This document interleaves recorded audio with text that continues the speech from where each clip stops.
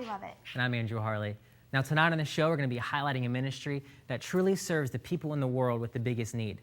Brett Durbin's here, and he's going to be sharing with us his documentary and his ministry, Trash Mountain Project.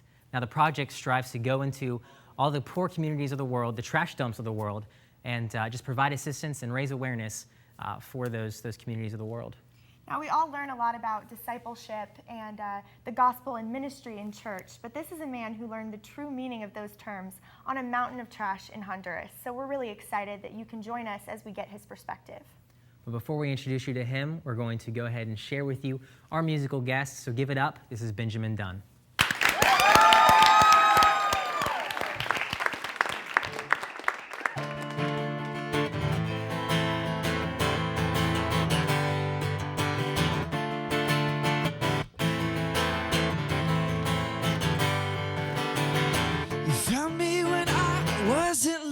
My eyes were cold and my heart was crooked. Black and gray, they filled my day. And all I wanted, all I needed was you. You, oh, oh, oh, oh, you, oh, oh, oh. And then it dawned broken and everything turned to color, glorious color. Night turned to light, water turned into wine, and all I wanted was you, oh, oh, oh, oh, you, oh, oh, oh. And you came closer than the air I breathe. You came closer, your love came to me. You put the color in my eyes. I saw your face and you smiled. Water turned to wine and my heart turned to love you. You put the color in my eyes. I saw your face and you smiled. Blood turned to wine and my heart turned to love you. To love you.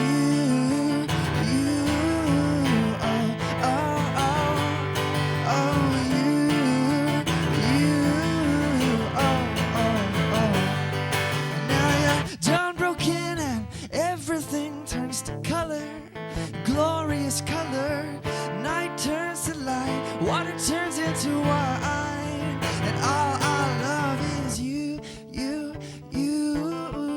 oh, oh, oh, you, oh, oh, oh, and now you're closer than the air I breathe, and now you're closer, your love came to me. You put the color in my eyes. I saw your face and you smiled. Water turned to wine and my heart turned to love you. You put the color in my eyes.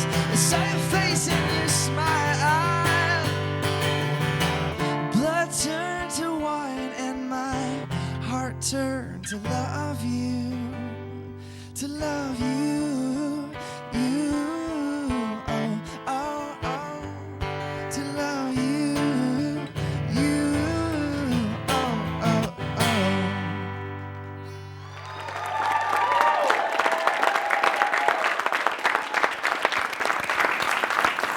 Welcome back to Raw TV. Now that was the music of Benjamin Dunn. You're going to be hearing more from him on this show. But as we promised, we're going to introduce you right now to Brett Durbin. So Brett, welcome to the set. Thank you. So it's so good to have you. Now we're about to show our audience just a preview of your documentary, Trash Mountain. Trashed, yeah. Trashed from Trash Mountain Project. What would you like to say to preface that video? Well, it was the second documentary we've done with Trash Mountain Project. My co-founder and partner, Michael Barrett, does all the production and shooting. I am not very good with that kind of thing, but this was our second location that we have begun serving in, and it's in Phnom Penh, Cambodia. And so the footage that you're going to see is coming from the dump community in the capital city of Cambodia. Well, we're excited to see it. All right, let's go ahead and watch a couple clips of Trashed by the Trash Mountain Project organization.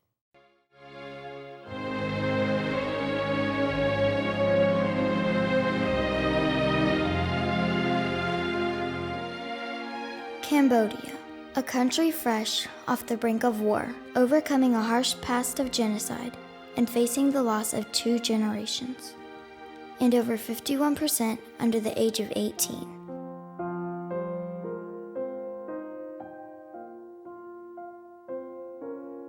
There's also another segment of society, one that scavenges through mountains of trash to find recyclables to sell for a meager wage. Children as young as 4 are forced to work in the dump just to earn enough money to eat. When we first arrived at the trash dump in Phnom Penh, we knew something was different. We had never seen such severe poverty at such a level and on such a grand scale. And then to see such little kids, children playing and working in these dangerous conditions, it was heartbreaking. The trash dump in Phnom Penh, Cambodia is the final resting place for more than 1,000 tons of trash each day. Covering over 100 square acres, its size is immense. It's been called the closest thing to hell on earth, but the trash dump is also called work and home to more than 2,000 men, women, and children.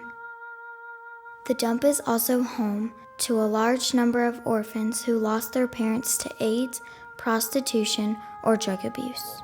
My heart broke. I mean, I can't tell you that any child should live in that condition. Bringing an average of 50 cents per day, it's barely enough to eat. Working in close proximity with heavy equipment has caused several deaths. Children can be found buried beneath the rubble, and trash fires burn, and plumes of black smoke choke the air with toxic gases.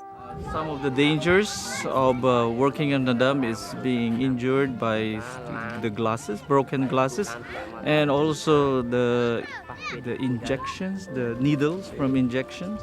A recent study found dangerously high levels of dioxin in the soil and large amounts of heavy metals in the metabolism of children who work in the dump. They don't have any other option. There's nothing they can do, and it is up to people to step in and try to do something to give them some hope, give them education, and if that doesn't happen, they don't know where to turn. We came to Cambodia to shoot a documentary about hope and about change in the dump community, and this, sadly, is the story we found. But we did find a group of people that have dreams, they have ambitions to be better and to change the world. There's so much left to do.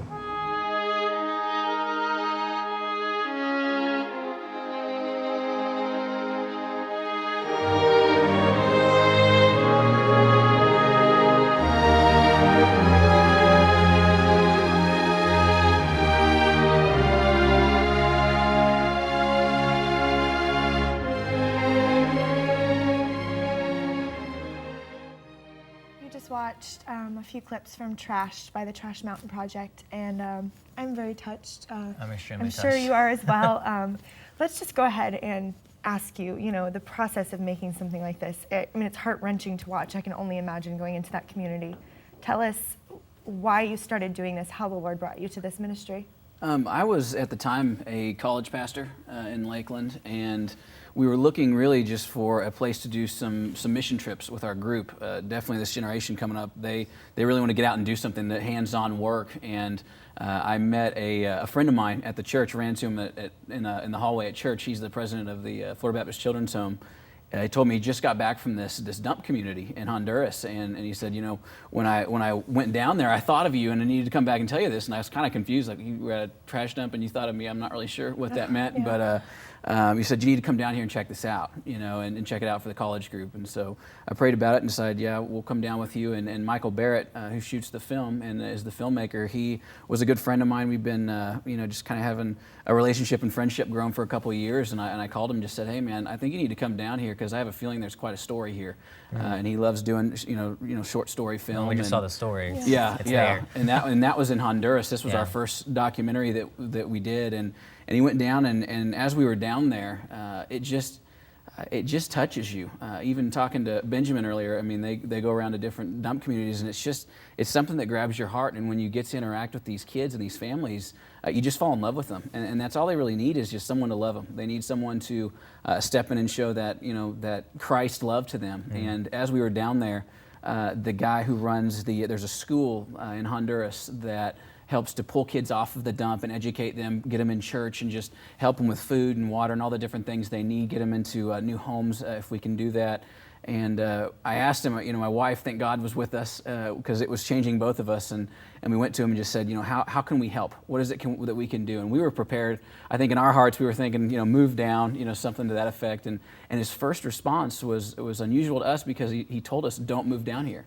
And we thought, okay. And how can I help if I don't move down there? Yeah. We said, well, okay. We were kind of confused. We said, well, he goes, you're from America. He goes, you have resources and influence like we can't understand down here.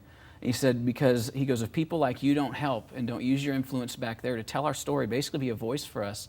And he points at this boy that was about 12 years old, and he just says, that guy dies Thursday. And it just caught me off guard. It really kind of, took the wind out of us. And he wasn't saying that boy obviously was about to die, but he was just saying that's their situation. That's the extremity of what we're dealing with here. And so just go and tell our story. Be a voice for us and help us in that way. And so we came back and we incorporated. And as we were sharing this story, as we were showing this film to people, their response was, what do we do? How can we help? And so that's really how it formed. That's how it all got started. And now this is my whole life. This is what my family is doing, and just trying to do anything we can to help these communities. So, well, now it's your whole life now. You just said that. Plain and simple, it's your calling, it's your passion. When you show people these kind of films, like the one we just watched, what's the reaction you usually get from people when they watch those kind of things? Usually it is what can we do to help? You kind of have that knee jerk is, how do I help? You look into the eyes of these kids, and they're just beautiful children and beautiful families. Gorgeous. And oh you my just gosh. you just want to reach out and love. That's usually their response. And that's usually what I tell people is, what are you being pulled to do? Whether it's, help with something that we're doing, or go on a trip, or help them build them homes, or help with the water supply. There's all these different things you can do to respond. And, and sometimes it's just a matter of, hey, you know what, you may not be able to go, you may not be able to drop what you're doing right now in your life, but you can pray for these kids, you can pray for these families and the ministries you and can the give people. Money. Yeah, you can give money, and there's so much more than you can do that is what I encourage them to do. You look into the different options, and usually ask, what are the different things we can do? And it's all those things we just listed. And so, whether you're going or sending or just helping in some way, there's something you can do. And so it's an encouraging thing. It is something we can respond to. So. What specifically are you doing, your organization, in these communities? I saw on your website that you partner with the people that already live there, because obviously you're not in Honduras or Cambodia or any of these places. So what are the tangible ways you're getting involved in these communities? It's more than just making films, for sure. Oh, Yeah. yes. Yeah, we do. A big part of our ministry is storytelling. We're kind of following in the storytelling, way that Christ communicated. Right. Just be able to tell a story, especially with this younger group coming up now. Film is a way to talk to them. And for me too, it hit. It touches me to see something like this. I don't know how you couldn't be touched. Yeah. I don't. Well, it is extreme. It's an extreme situation, but more than that, we've taken on special projects. We really don't want to just make films and tell their story. We want to have a way to respond. And so, like this year for Cambodia, for instance, we're trying to build 100 homes. There's an initiative there to build homes for the families that were displaced, because they have closed the dump now. And we just saw all those people yes. who... And they're everywhere, and they are following it out to the new dump. That is happening, but we're trying to build 100 homes there. We're building homes in Honduras. Helping the ministries that are there, the indigenous missionaries, like you said. We try to find people who are doing it right. That are on the ground, and so we try to fund them, help them with their school, with their church, with food, with with this platform you have from America, just like the first guy said. Yeah, we can help with resources. That's something that we can definitely do from this country. I think that God has gifted us in a way that we have not only the ability, but I think the obligation to do something in response and to help them. And so there are many ways to do it, and you really have to take it as a holistic thing. It's not just putting a patch on it or giving them a home or giving them something to eat. It's got to be taking the person as a whole and saying, we need to help this person spiritually, physically, mentally, whatever it may be, and reach out to them. So. And that's such a tangible way to help. There's Absolutely. We just saw the film. Brett, thanks for that. We're going to come back with more with our interview with Brett Durbin to find out more about what they're doing. But first, we want to check out A Word on the Street with Andrea Idle. According to the United Nations Office of Drugs and Crime, 700,000 people per year are new victims to sexual trafficking. I'm Andrea Idle, and this is Word on the Street. Other organizations like Trash Mountain Project have shown that children as young as 4 can be seen working in trash dumps just to earn a simple wage to help feed their family. We're in downtown Lakeland at Mitchell's Coffee Shop to hear more from Lakeland residents how they feel we should respond to these international issues.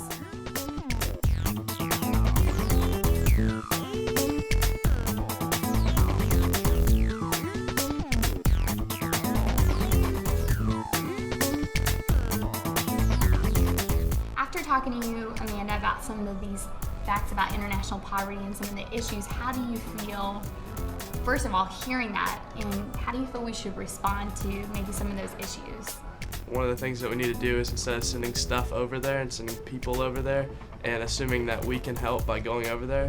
Whenever it comes to poverty, I think that we have it here in the United States just as much as anywhere else. I think we need to ask the people that are already there what they need from us. I feel that we need to take care of it here as well as in other countries. I think there's just an element of how much relief is too much. All you hear about in the news is poverty in other countries and slave trafficking and things like that, but it's here. They're pulled out of jobs. They lose part of who they are, their identity. Address the issues of bringing those people out of darkness into the light. Well, it's getting people there to give them the word and our words that will give them the hope and the belief in God that there is a better way. Now that you know a little bit more about what's going on inside your world, it's important that you act. Let it be said of both you and I that when it comes to caring for the poor and needy, we live the command. I'm Andrea Idle, and this has been Word on the Street. All right, thank you so much, Andrea. I hope everybody enjoyed that piece with her. And here we are back with Brett to find out more about Trash Mountain Project. Now, Brett, when we left off with you last time, we were talking about tangibly what you're doing to help out in Cambodia. So we heard what you're doing there. So what are you doing here in the States to actively raise awareness for the people here back home? Things just like this. I mean, really just getting the word out and getting it in front of people. Churches, I truly believe that the church is the answer to this. In which you're dealing with a trash dump community or whether you're dealing with any kind of poverty, I think Christ was very sure of himself and blatant in his command to us. I mean, biblically, that's what the early Well, church one of was your to taglines for the first documentary was live the command. Live the command, I mean, yeah. That's the point. Yeah, and for us, live the command really spawned out of Matthew 25. You know, when the disciples go to Jesus and ask him, and this is just before he went to the cross, they asked him, you know, how are we going to be recognized as your followers in front of your Father? At this point, obviously, they were saying your Father about God. They recognized him as God's Son at that point, and they were saying, how are we going to be recognized? And he goes through that whole list, and many of us know that list of, you know, when I was hungry, you gave me something to eat. When I was thirsty, you gave me a drink. When I was naked, you clothed me. When I was sick, you cared for me. When I was in prison, you visited me. And, you know, when we went to the dump the first time, it really felt like when we walked onto that dump, you had mentioned earlier, I said I found the meaning of discipleship on the dump. It's because I saw that statement all in one place. When you go to a dump, you see nakedness, you see sickness, you see hunger, you see thirst, you see the criminal, you see people that are there, and you don't even blame them. I mean, you just know that they're either, if they got out of jail, where do you wind up? Or if they're in the middle of crime, you know, it's a place they hide out, you know. And so, you know, we're to reach out to them, you know, we're to love them with a you know, Christ-like integrity, no matter what it is we're supposed to do. And so, so that's really what that meant. That live the command was responding to that statement Christ made to really reach out to people in love. That's what we're called to do, is love, and that really, it just boils down to that. It sounds simple, but it's also very it's a very challenging process. Yes. You know, so you believe that, you know, these needs that we see should really shape and make real discipleship, the gospel, these things that the Bible talks about in our lives through experiences like this where we're exposed to stuff we aren't in America. Yeah. I mean, we see, you know, moral depravity all the time, but we don't usually see the physical need as much. So you would agree that it's taking these things we learn in church and, you know, going out into the world and seeing them tangibly to change our beliefs and really make it real? Yeah, and whether it's home or abroad. I mean, there's so many needs in the U.S. and there is, and we're very much in support of people that are doing that. And I get asked that question, you know, why are you not addressing the needs here? And I say, you know, this really to us is a calling to a very specific demographic of people, and we simply just don't have dump communities in America. We do have poverty, we do have people that need a lot of help, and we've got to reach out to them. And whether you're doing it here, or you're doing it in Cambodia or Honduras or Nigeria, it doesn't really matter. It's just that we are to respond with that love no matter what situation we find ourselves in. And where the Lord calls us. Yeah, exactly. Some are called here, some are called there. And I think that's the beauty of the Great Commission. This is what we're supposed to do as the body of Christ. Amen. Whether you're doing it here or there, this is what we're supposed to do. So now, I mean, you said earlier that you were told to be the voice of the people with all your resources in America. So go ahead to our TV audience, to everybody. I mean, what are some of the testimonies that are coming out of what you're doing in these countries? We just got back, and actually it was mainly college students that went on a trip to Honduras with us over New Year's. We went down the last week in December, and we went down there, and you never know what's going to happen, especially when you build a home or you help with a school or whatever. You give a kid a hug. You don't know what the response is going to be, but sometimes we get those stories back, or we get that true tangible. We can look at this and see what happened and why Christ told us to live this way. And we saw that with a little girl. When you go to these places, a lot of times you have maybe one or two children that really kind of latch onto you or become your little buddy. And this girl named Laylee was that for Michael and I on the first trip to Honduras. And coming back, we were actually going to be building 2 homes while we were there. And the homes they're typically living in on the dump are, they're 8x8 trash huts, is what I would say. It's a lean-to is what they would call it, where they're basically just taking anything they can and kind of putting it together and making a place to stay, to try to stay out of the elements. Yeah, not even Ohio standards. No, not even close. And we were going down there to do that. And Laylee, who we had both kind of bonded with when we were down there, she about 2 months leading up to our trip, Pastor Joni, who runs the ministry in the school down there, his staff walked in and found her, and they found her with a noose, and she was going to kill herself, and she's 12 years old. And they asked her, they stopped her and said, "What's going on? What, stop, don't do this." And they talked to her, and she had just given up. And at her age, she was 12, she was starting to come of age. And in the dump community, you have a lot of problems with sexual abuse, rape, those type of things. And if you talk to the people who are working there every day, they say this is something we deal with on a daily basis. And so it's not a matter of if, it's when with a girl like this. And she had been experiencing some of this from what they could figure out. She was staying in this horrible home where she was getting rained on every night, and she had given up. And she said, "I don't believe that God's out there. I don't believe He hears me if He is there." And she just wanted to die. And after about a month, they convinced her, let's talk about this. And so they started working with her. And about a month into that, they said, "Hey, by the way, do you remember this group from Florida? They're going to be coming down and building a couple of new homes, and one of them is going to be yours." And I guess she just kind of lit up, and she said, "Really?" And she looked at Pastor Joni, and even you could tell it had touched him. She just looked at him. She said, "You mean Jesus actually is there and He hears my prayer?" Wow, that's wonderful. And it was one of those moments where you're like, whew, it kind of took your breath away. And I remember when we were walking up the hill to present that home to her family, she ran up and hugged me and a friend of mine, and she said that very same thing. It was just that she really believes that Jesus is there and that He hears prayer. And it was from something as simple as building him a home. And that to us was seeing that command Christ gave us, seeing it really played out in a little girl's life that had given up on everything. That's what it's all about. And you wonder, it's like, well, you don't want to just address the humanitarian aid side. You need to address the spiritual and all these different things. And I think we see how they all play together and why Christ talked that way, because He was saying, when you do these things, you're going to see life change. And that's what we saw in Laylee. And that's beautiful. Yeah, it was. Well, just in closing, really quickly, what is next for the Trash Mountain Project organization? We are going to continue our work in Honduras and Cambodia, and we are expanding into Dominican Republic, Santiago, Dominican Republic. We're going there in a couple of weeks and getting that project started. More documentaries to come. Good. More documentaries to come, and definitely more work and more things that we can do to get involved. We're also going to be moving into Nigeria. We're going to be looking at some issues over there and some different communities there that we can help. And so just expanding out. We're trying to add a new location a year as we grow, and God has just been really good and giving us the opportunity to go and serve all these people that they didn't ask to be in that situation. And so I think it's just something that the further we can expand out and go into these different communities, we can figure out ways that we can help them. Thank you so much, Brett, for being on the show with us and sharing your ministry. Make sure to go to their website, trashmountain.com, to find out more about how you can get involved in this ministry. Yeah, get involved in what these guys are doing. I mean, we can't imagine living in the kinds of situations that we just saw people living in daily. It's just, get involved, check out what they're doing. Let's live the command. Let's live the command. And remember to live it raw. Live it raw. We're going to show you some more music. He kicked off our show. We're going to go to him again. This is Benjamin Dunn.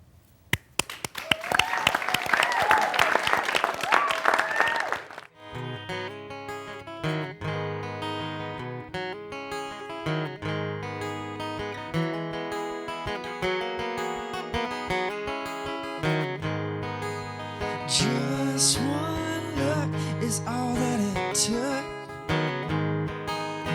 and my heart was yours.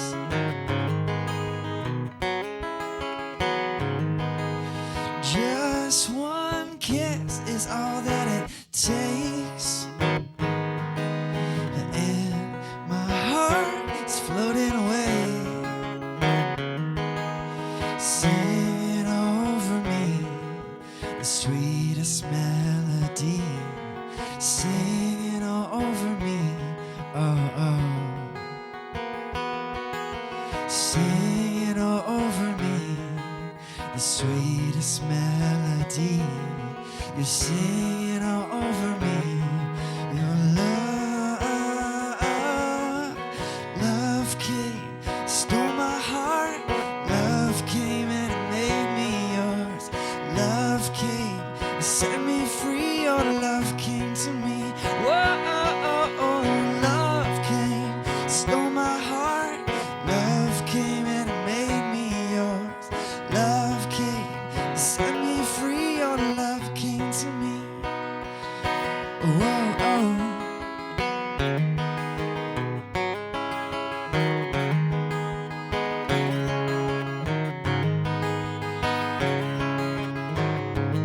now you're singing over me the sweetest melody, singing over me, oh, oh. You're singing over me the sweetest melody, singing over me your love. Love came, stole my heart. Love came and it made me yours. Love came, set me free. Your love came to me. Whoa, and love came, stole my heart. Love came and it made me yours. Love came, set me free. Your love came to me. Whoa, you were the apple high in the tree. I couldn't climb, so you fell to me. Oh, oh, whoa, oh.